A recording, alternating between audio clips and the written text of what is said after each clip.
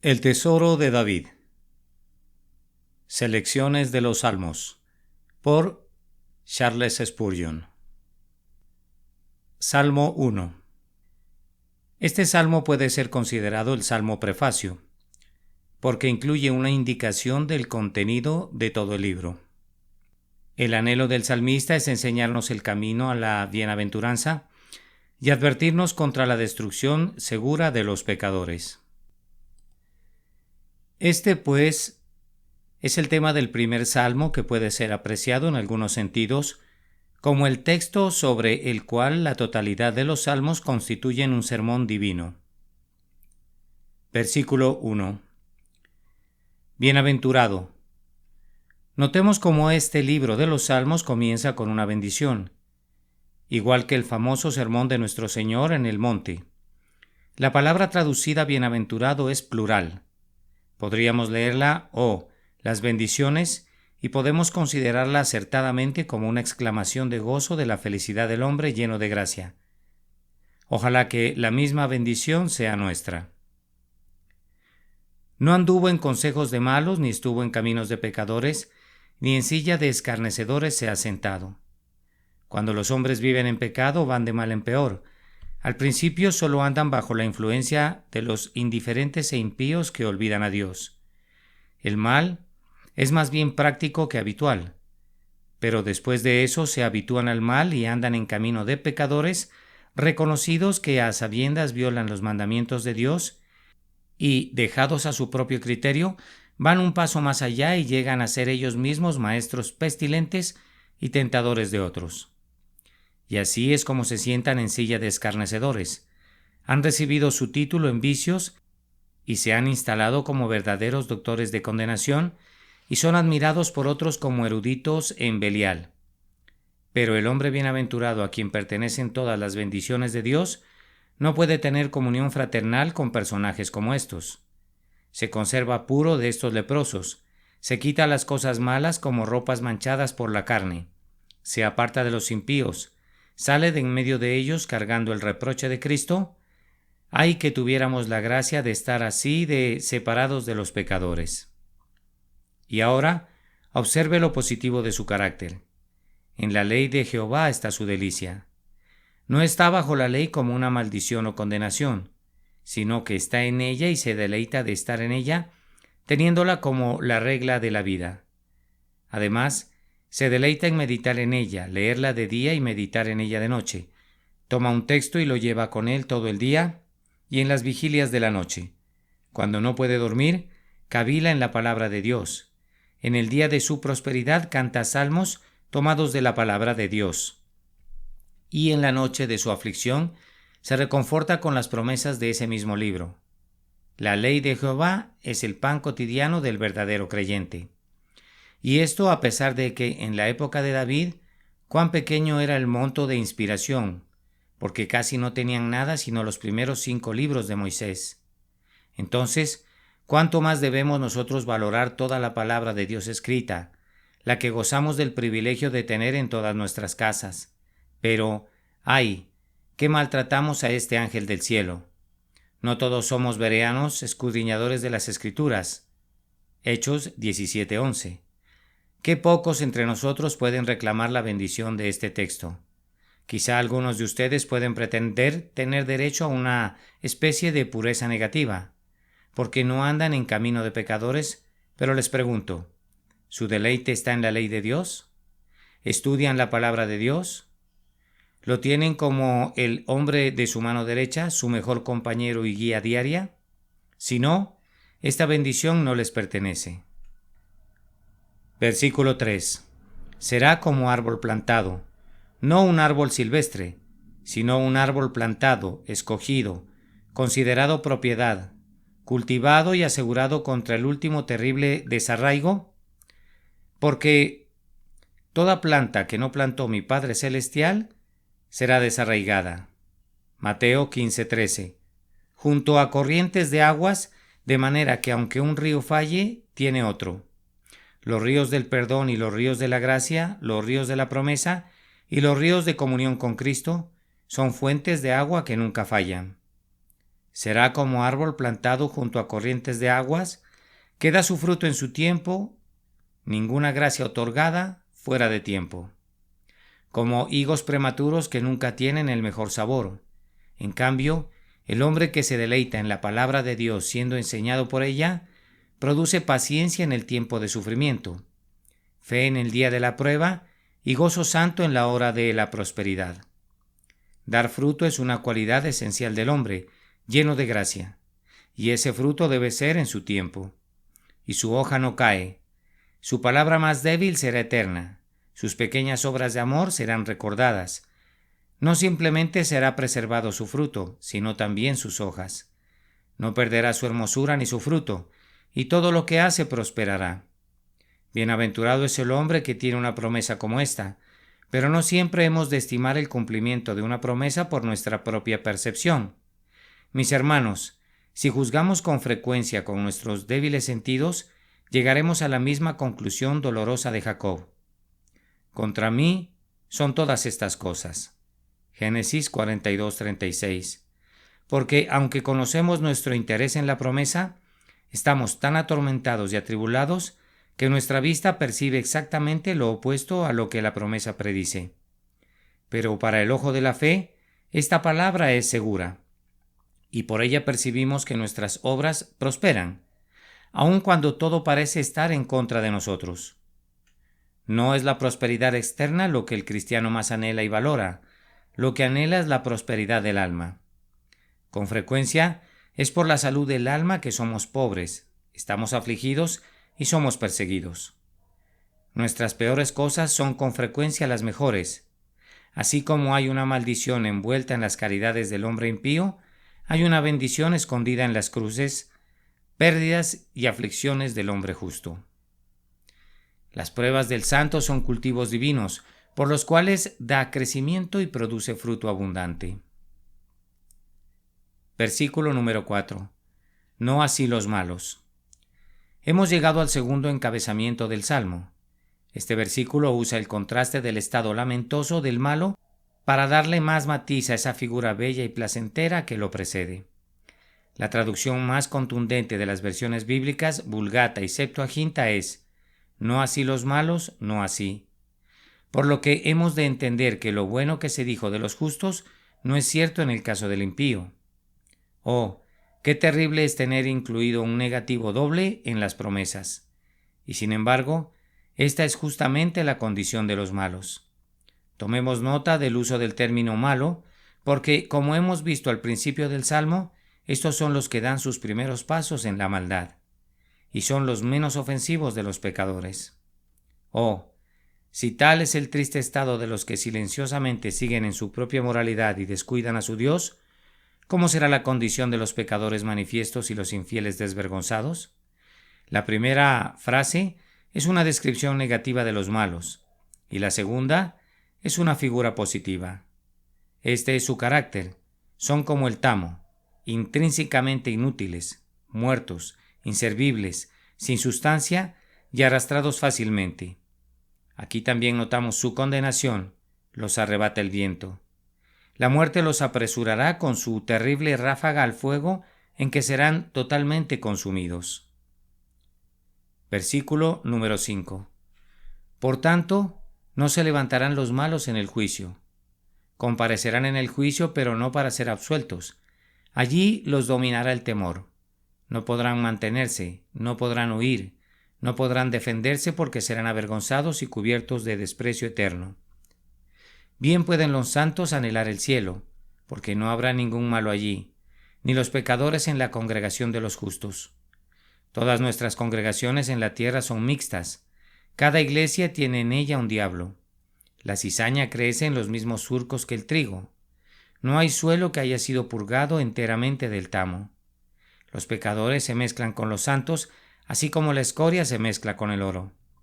Los preciosos diamantes de Dios todavía yacen en el mismo terreno con los guijarros. Los justos como Lot en este lado del cielo son continuamente irritados por los hombres de Sodoma. Regocijémonos, entonces, que en la congregación de los primogénitos. Hebreos 12:23. No será admitida ni una alma no renovada. Los pecadores no pueden vivir en el cielo, estarían fuera de su elemento. Sería más fácil que un pez viviera en un árbol que un malo en el paraíso. El cielo sería un infierno intolerable para el hombre impenitente, aun si se le permitiera entrar, pero el hombre que persevera en sus iniquidades nunca recibirá semejante privilegio. Quiera Dios que tengamos un nombre y un lugar en su corte celestial. Versículo 6.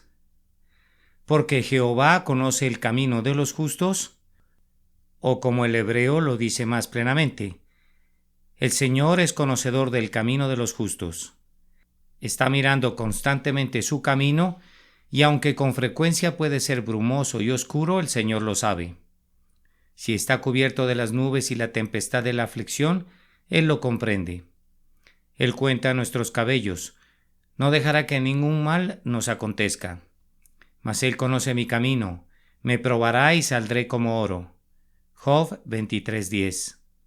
Mas la senda de los malos perecerá. No solo perecerán ellos mismos, sino que también perecerán sus caminos. El justo talla su nombre en la roca, pero el malo lo escribe en la arena. El justo abre surcos en la tierra y levanta una cosecha aquí, que nunca acabará de ser cosechada del todo hasta que entre en los deleites de la eternidad. Pero en cuanto al malo, abre surcos en el mar y aunque parezca dejar una estela brillante detrás de su quilla, las olas pasarán sobre ella y el lugar por donde pasó será borrado para siempre. El camino mismo del mal perecerá.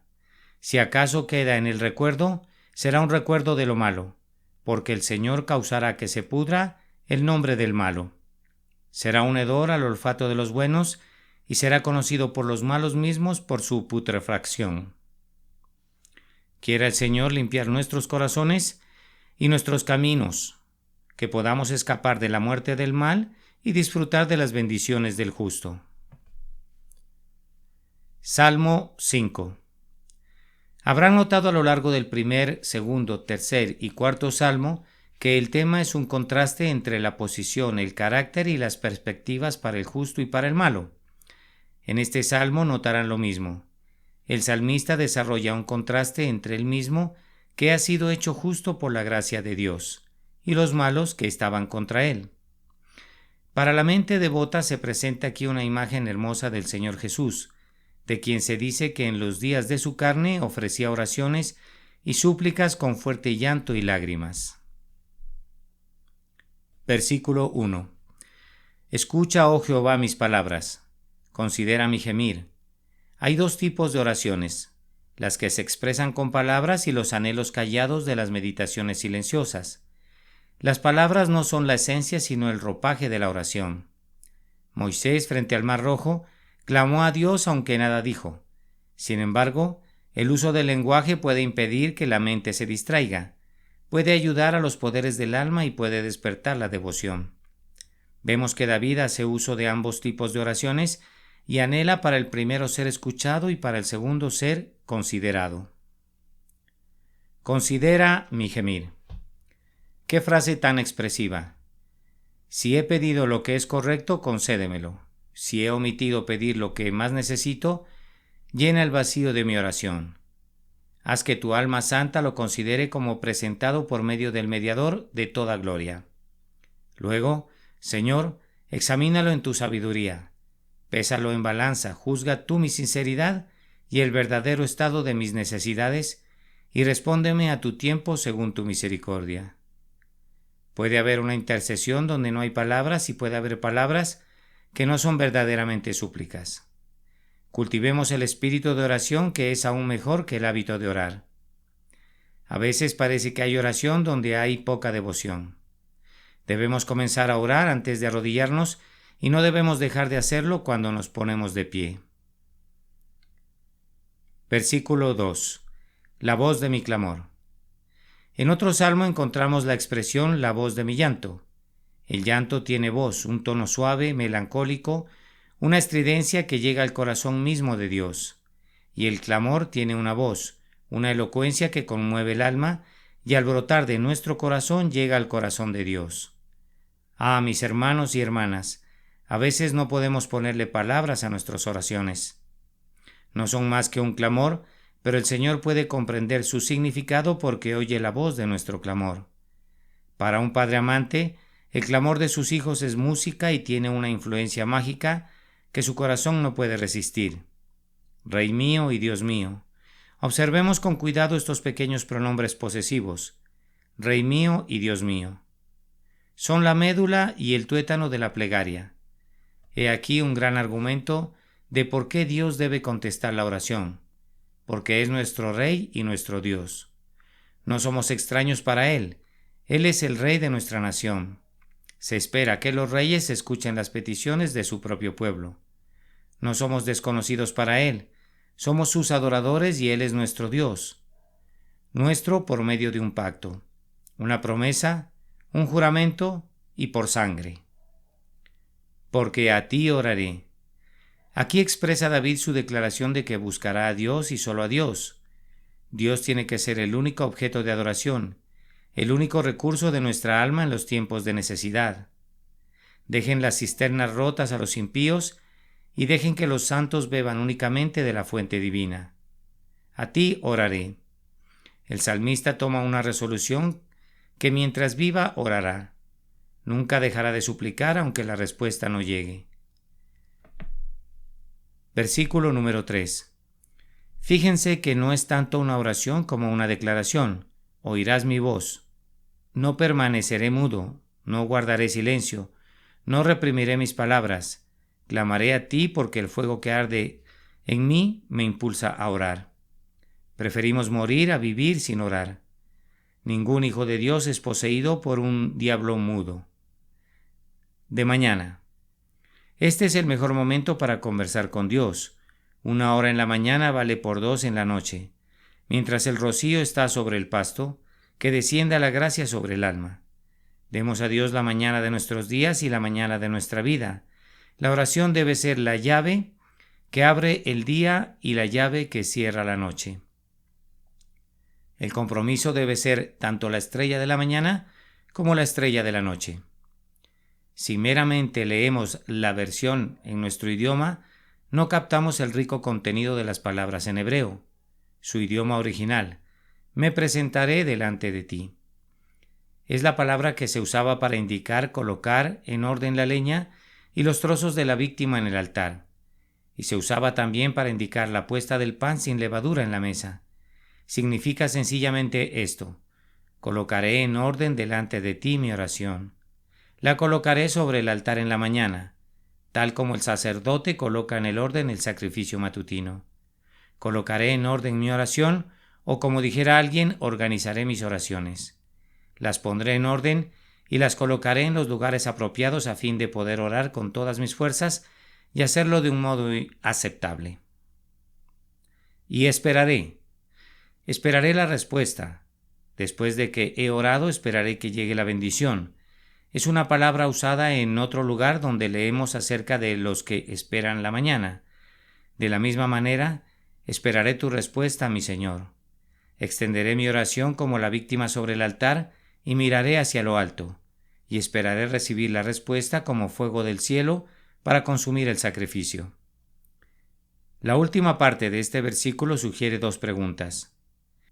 ¿No es cierto que nos perdemos gran parte de la dulzura y la eficacia de la oración por falta de una meditación cuidadosa previa y de esperanzada expectativa después de ella? Con demasiada frecuencia nos apuramos por ir a la presencia de Dios sin ninguna reflexión previa y sin humildad. Somos como los hombres que se presentan ante un rey sin una petición. Entonces, ¿por qué nos sorprende que muchas veces nos perdemos la respuesta a la oración? Tenemos que tener cuidado de siempre mantener fluyendo la corriente de la meditación, porque esta es el agua que hace andar el molino de la oración. Es inútil abrir las compuertas de un río seco y luego esperar ver que gire la rueda del molino. La oración sin fervor es como ir de caza con un perro muerto, y la oración sin preparación es cazar con un halcón ciego. La oración es la obra del Espíritu Santo, pero Él obra por medios. Dios hizo al hombre, pero usó el polvo de la tierra como el material. El Espíritu Santo es el autor de la oración, pero usa los pensamientos del alma ferviente como el oro con el cual diseñar el recipiente. No dejemos que nuestras oraciones y alabanzas sean las chispas de una mente caliente y precipitada, sino la llama constante de un fuego bien encendido. Pero además, ¿no es cierto que nos olvidamos de esperar el resultado de nuestras súplicas? Somos como el avestruz que pone sus huevos y no se ocupa de su cría. Plantamos la semilla, pero somos demasiado perezosos para buscar una cosecha. ¿Cómo podemos esperar que el Señor abra las ventanas de su gracia y derrame sobre nosotros una bendición si no abrimos las ventanas de la expectativa y esperamos el favor prometido? Hagamos que la preparación santa vaya de la mano con la expectativa paciente y obtendremos respuestas mucho más grandes a nuestras oraciones. Versículo 4. Porque tú no eres un Dios que se complace en la maldad. El malo no habitará junto a ti. Y ahora, habiendo el salmista expresado su determinación de orar, lo escuchamos elevando su oración. Ruega contra sus enemigos crueles y malvados. Usa un argumento muy poderoso. Le ruega a Dios que los aparte de él, porque no ha agradado a Dios. Cuando oro contra mis tentadores, dice David, oro contra las cosas que precisamente tú aborreces. Tú aborreces la maldad. Señor, te ruego que me libres de ella. Aprendamos aquí la verdad solemne del aborrecimiento que un Dios justo debe tener al pecado. No se agrada de la maldad, a pesar de lo ingeniosa, grandiosa u orgullosamente se presente. Su brillo no tiene para él ningún atractivo. Los hombres pueden inclinarse ante una villanía exitosa y olvidar la maldad de la batalla en lo espectacular del triunfo, pero el Dios de santidad no es como nosotros. El malo no habitará junto a ti, no le dará ni el más mínimo refugio, ni en la tierra ni en el cielo compartirá el mal la mansión de Dios. ¡Ay!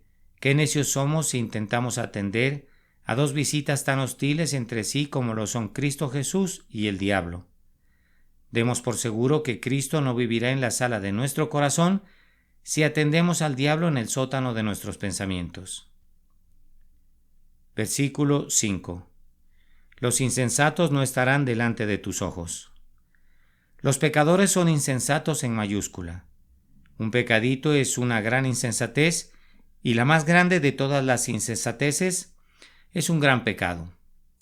Los reyes terrenales solían incluir a bufones entre sus séquitos, pero el Dios único y sabio no tolerará a ningún bufón en su palacio celestial. Aborreces a todos los que hacen iniquidad. No es meramente un poco de antipatía, sino un aborrecimiento total el que Dios siente por los que hacen iniquidad. Ser aborrecido por Dios es cosa terrible. Seamos muy fieles en advertir a los malos a nuestro alrededor, porque será para ellos una cosa terrible caer en las manos de un Dios airado. Versículo 6. Observemos que los que hablan vilezas tienen que ser castigados tanto como los que hacen iniquidad, porque destruirás a los que hablan mentira.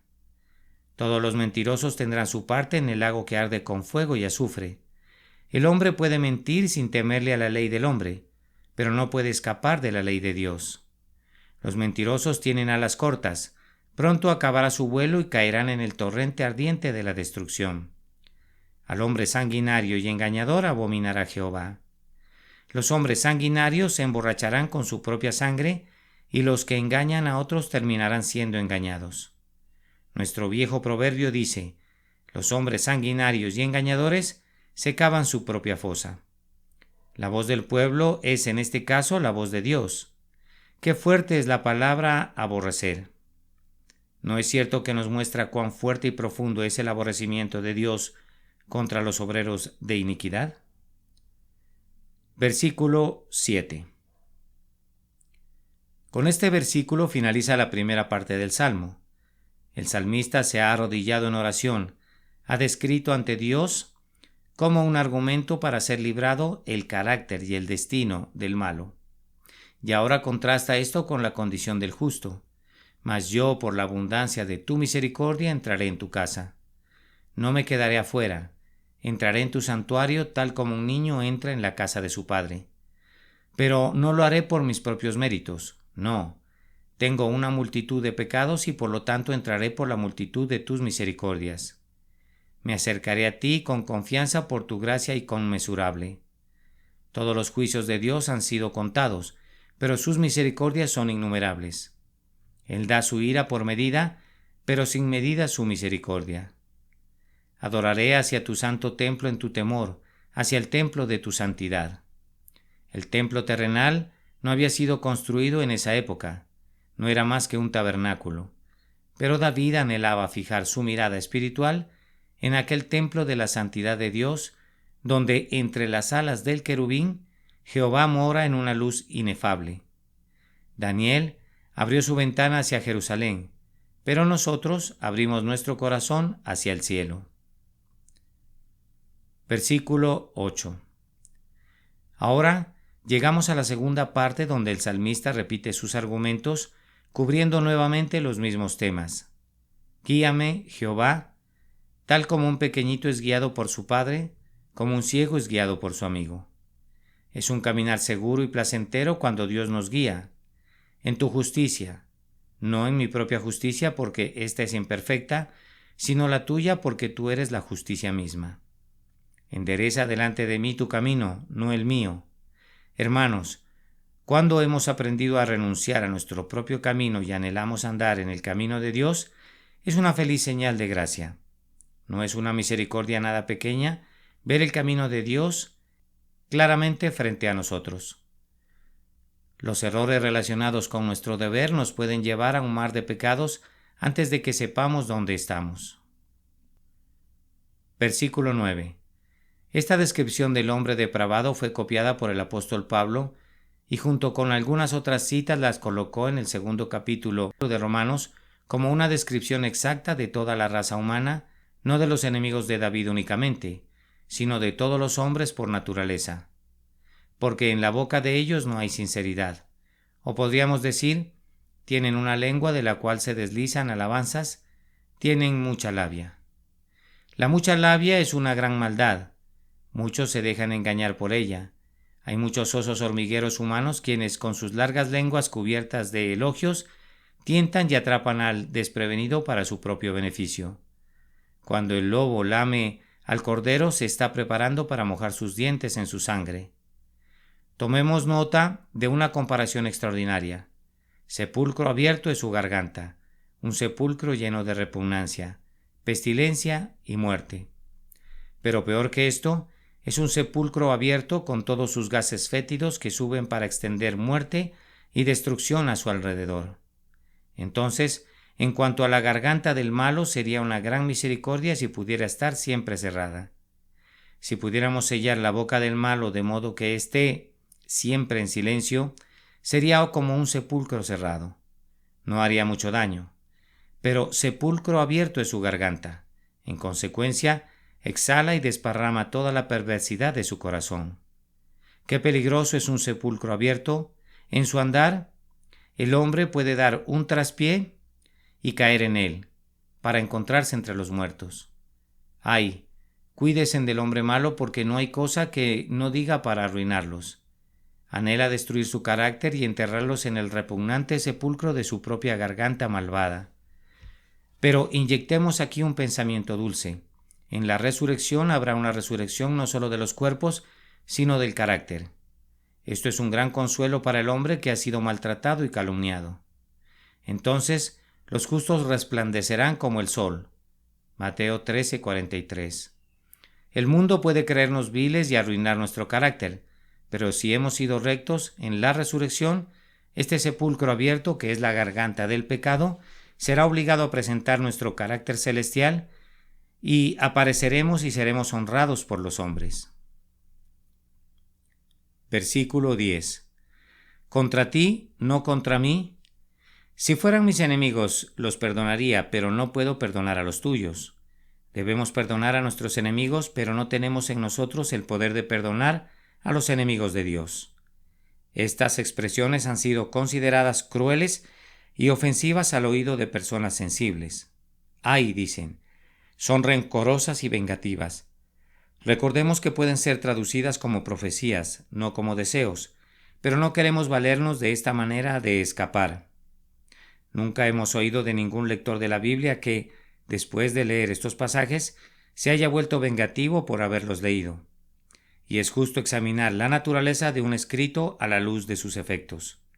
Cuando oímos a un juez condenar a un asesino, por más severa que sea su sentencia, no sentimos que eso nos da derecho ni justificación para condenar a otro por algún daño particular que nos haya hecho. Aquí, el salmista habla como un juez, habla como el vocero de Dios, y al condenar al impío no por eso es excusa alguna para decir nada que sea una maldición sobre los que nos han ofendido. La manera más vergonzosa de maldecir a otro es pretender que lo bendecimos. Lo bendecimos de palabra, pero en realidad los maldecimos. Ahora bien, como un contraste directo presentamos esta denuncia sana de David, que tiene la intención de ser una bendición al advertir al pecador sobre la inminente maldición. Hombre impenitente, tienes que saber que todos tus amigos consagrados darán su aprobación solemne a la sentencia terrible que el Señor pronunciará contra ti en el día del juicio. Nuestro veredicto aplaudirá la maldición condenatoria que el juez de toda la tierra emitirá estruendosamente contra los impíos. En el versículo siguiente encontramos una vez más el contraste que ha caracterizado a los salmos anteriores. Versículo 11. Pero alégrense en todos los que en ti confían. La alegría es el privilegio del creyente. Cuando los pecadores sean destruidos, nuestra alegría será total. Primero ellos ríen, pero después llorarán para siempre. Nosotros lloramos ahora, pero nos alegraremos eternamente. Cuando ellos griten de dolor, nosotros gritaremos de gozo, y así como ellos gemirán para siempre, nosotros gritaremos de alegría para siempre. Esta felicidad santa y absoluta nuestra tiene un fundamento firme, porque, oh Señor, nos gozamos en ti. El Dios eterno es la fuente de nuestra felicidad. Amamos a Dios y por ello nos deleitamos en Él. Nuestro corazón está tranquilo en nuestro Dios.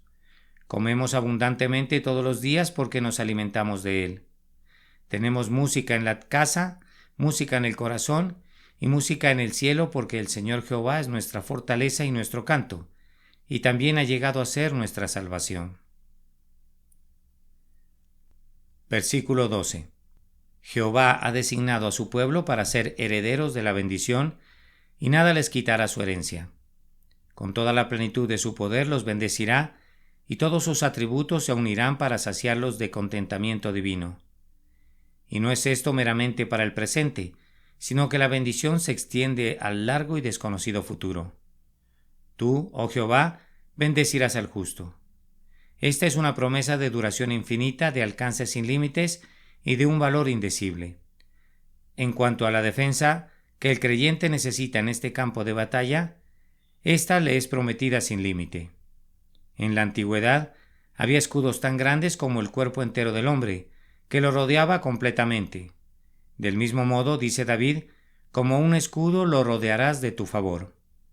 Aquí también está la idea de ser coronado, de modo que usamos un yelmo real, que es nuestra gloria y a la vez nuestra defensa. Oh Señor, danos por tu gracia esta coronación. Salmo 19. Mientras cuidaba las ovejas de su padre en sus primeros años, el salmista David se había dedicado al estudio de dos grandes libros de Dios, la naturaleza y las escrituras, y se había empapado tanto del espíritu de los dos únicos tomos en su biblioteca que podía, con crítica devota, compararlos y contrastarlos, magnificando la excelencia del autor que veía en ambos. Que necios e impíos son los que, en lugar de aceptar estos dos tomos sagrados y deleitarse en ver la misma mano divina en cada uno, dedican toda su capacidad a tratar de encontrar discrepancias y contradicciones. Podemos estar seguros de que los verdaderos vestigios de la creación nunca contradecirán a Génesis, ni tampoco un cosmos correcto jamás discrepará con la narración de Moisés. Sabio es el que lee el libro del universo y el libro de la palabra, como dos tomos de una misma obra, y considera que mi Padre escribió los dos. Versículo 1. Los cielos cuentan la gloria de Dios. El libro de la naturaleza tiene 3 hojas, el cielo, la tierra y el mar, de los cuales el cielo es la primera y más gloriosa, y con su ayuda podemos ver la belleza de las otras 2. Cualquier libro sin su primera página sería tristemente imperfecto, y especialmente la gran Biblia natural, ya que sus primeras páginas, el sol, la luna y las estrellas, arrojan luz sobre el resto del tomo y son, por lo tanto, las llaves sin las cuales el resto de lo escrito sería oscuro y desconocido. El que el hombre caminara erecto fue evidentemente para escudriñar los cielos, y el que comienza a leer la creación estudiando las estrellas, comienza el libro en el lugar acertado. Los cielos está en plural por su variedad. Están los cielos acuosos con sus nubes de formas innumerables, los cielos aéreos con sus calmas y tempestades, los cielos solares con todas las glorias del día y los cielos estrellados con todas las maravillas de la noche. Lo que será el cielo de los cielos no ha penetrado el corazón del hombre, pero allí lo principal de todo es que éstos cuentan la gloria de Dios. Cualquier parte de la creación tiene en sí más conocimiento para impartir que la mente humana jamás abarcará. De la misma manera, el campo espiritual es peculiarmente rico en sabiduría espiritual. Los cielos cuentan, o están contando, porque el verbo usado sugiere la continuidad de su testimonio. En cada momento, la existencia, el poder, la sabiduría y la bondad de Dios son anunciados por los heraldos celestiales que brillan sobre nosotros desde el cielo. El que quiere percibir la sublimidad divina tiene que fijar su vista en la bóveda estrellada. El que quiere imaginar lo infinito tiene que escudriñar la expansión sin límites. El que quiere aprender de la fidelidad divina tiene que marcar la regularidad de los movimientos planetarios. Y el que quiere tener algún concepto del poder, la grandeza y la majestad divina tiene que considerar las fuerzas magnéticas, la magnitud de las estrellas siempre en su lugar y la luminosidad de todo el séquito celestial. No es meramente gloria lo que cuentan los cielos, sino la gloria de Dios, porque nos dan argumentos contundentes de un creador consciente, inteligente, planeador, controlador y que gobierna. Que nadie exento de prejuicios pueda dejar de convencerse al considerarlos. El testimonio que dan los cielos no es meramente una insinuación, sino una declaración clara e inequívoca, y es una declaración del tipo más constante y permanente. A pesar de todo esto, ¿de qué sirve la declaración más sonora al sordo? ¿O el cuadro más obvio al que está ciego espiritualmente? Dios, el Espíritu Santo, tiene que iluminarnos. De otro modo, todos los soles de la Vía Láctea nunca lo harán. Y el firmamento anuncia la obra de sus manos. La expansión está llena de las obras de las manos hábiles y creadoras del Señor. Se le atribuyen manos al gran Espíritu Creador para demostrar su solicitud y capacidad, y para ponerlo al nivel de la escasa comprensión de los mortales. Es además abrumador encontrar que cuando las mentes más devotas y nobles desean expresar sus más elevados pensamientos acerca de Dios, tienen que usar palabras y metáforas tomadas de la tierra. Somos niños y cada uno debe confesar que hablamos como niños. 1 Corintios 13:11. En la expansión sobre nosotros, Dios enarbola, por así decir, su bandera estrellada para mostrar que el rey está en casa, y alza su blasón a fin de que los ateos vean cómo desprecia sus críticas acerca de él. El que levanta su vista al firmamento y después se identifica como un ateo, se identifica en ese mismo momento como un idiota o un mentiroso. Resulta extraño que algunos que aman a Dios temen estudiar el libro de la naturaleza que anuncia a Dios. La apariencia de espiritualidad de algunos creyentes, que son demasiado celestiales como para considerar los cielos, ha dado pie a las presunciones de los infieles de que la naturaleza contradice la revelación. Los hombres más sabios son los que con piadoso entusiasmo trazan las acciones de Jehová en la creación al igual que en la gracia. Solo los necios temen que el estudio honesto del uno perjudicará la fe en el otro.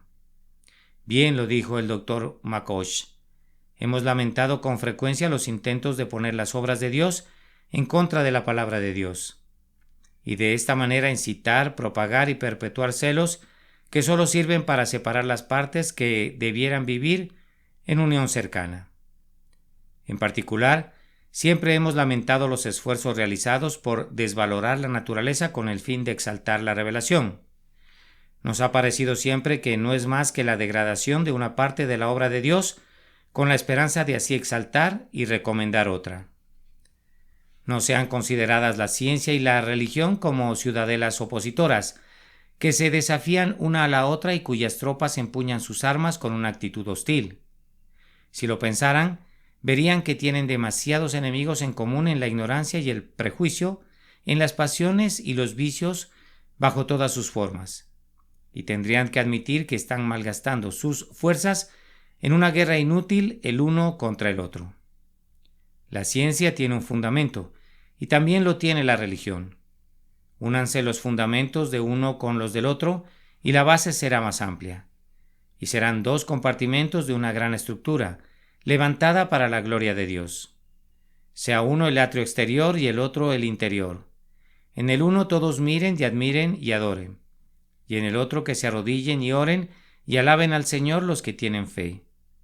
Sea el uno el santuario donde la erudición humana pueda presentar el incienso más rico como una ofrenda a Dios, y el otro el lugar más santísimo, separado del primero por un velo ahora rasgado en dos, y en el cual, sobre un propiciatorio rociado de sangre, derramamos el amor de un corazón reconciliado y escuchamos los oráculos de un Dios viviente. Versículo 2. Un día emite palabra a otro día y una noche a otra noche declara sabiduría. Como si un día retomara la historia donde el otro la dejó y cada noche pasara la narración a la siguiente. El original incluye el pensamiento de derramarse o desbordarse con palabras, como si los días y las noches fueran una fuente de la cual siempre manan alabanzas a Jehová. Oh, que bebiéramos con frecuencia del pozo celestial y aprendiéramos a expresar la gloria de Dios. Los testigos en las alturas no pueden ser aniquilados ni silenciados. Desde sus asientos elevados constantemente predican la sabiduría de Dios, sin conmoverse ni ser influenciados por el juicio de los hombres. Aún los cambios de alternar la noche y el día son silenciosamente elocuentes, y tanto la luz como las sombras revelan al invisible. Hagamos que las vicisitudes de nuestras circunstancias hagan lo mismo, y mientras bendecimos a Dios por nuestros días de gozo, alabémosle también cuando da cantos en la noche. La lección del día y de la noche es una que todos los hombres harían bien en aprender. Debe estar entre nuestros pensamientos diurnos y pensamientos nocturnos el recordar el paso veloz del tiempo, el carácter cambiante de las cosas terrenales, la brevedad del gozo al igual que del dolor, lo preciosa que es la vida, la imposibilidad de recobrar las horas una vez que han pasado y el acercamiento irresistible de la eternidad. El día nos insta a trabajar, la noche nos recuerda que nos preparemos para nuestra última hora. El día nos insta a trabajar para Dios y la noche nos invita a descansar en Él. El día nos insta a buscar el día sin fin y la noche nos advierte que escapemos de la noche eterna. Versículo 3. No hay lenguaje ni palabras ni es oída su voz. Todos los seres humanos pueden escuchar las voces de las estrellas. Muchos son los idiomas de los terráqueos, para los celestiales hay solo uno, y éste puede ser comprendido por toda mente dispuesta a oírla. Los pobres paganos no tienen excusa si no descubren las cosas invisibles de Dios en las obras que Él ha hecho. El sol, la luna y las estrellas son los predicadores viajeros de Dios.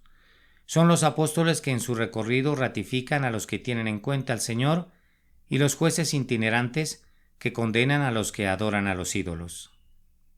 El margen nos da otra interpretación que es más literal e involucra menos repetición. No hay lenguaje ni palabras, ni es oída su voz. Es decir, su enseñanza no va dirigida al oído y no se expresa en sonidos articulados. Es descriptivo y va dirigido del ojo al corazón. No incluye el sentido por el cual viene la fe, pues la fe viene por el oír. Jesucristo es llamado el Verbo porque es una expresión mucho más inequívoca de Dios de la que pueden dar los cielos. Estos son, después de todo, instructores mudos. Ni las estrellas ni el sol pueden acertar una palabra. En cambio, Jesús es la imagen expresa de la persona de Jehová y su nombre es el Verbo de Dios.